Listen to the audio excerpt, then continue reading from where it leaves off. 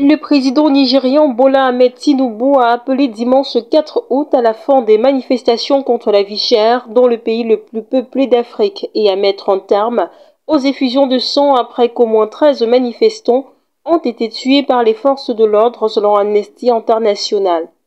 Des milliers de personnes ont manifesté jeudi et vendredi contre la mauvaise gouvernance et la hausse du coût de la vie au Nigeria qui traverse une grave crise économique à la suite de réformes mises en place par le président Tinubu, arrivé au pouvoir en mai 2023. L'inflation des denrées alimentaires dépasse les 40% et le prix de l'essence a triplé.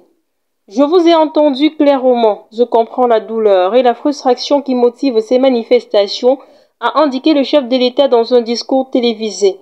Sa première prise de parole publique depuis le début des manifestations la semaine dernière. Il a exhorté les manifestants à suspendre toute nouvelle protestation et à créer un espace de dialogue. Je vous assure que notre gouvernement s'engage à écouter et à répondre aux préoccupations de nos concitoyens, a-t-il ajouté.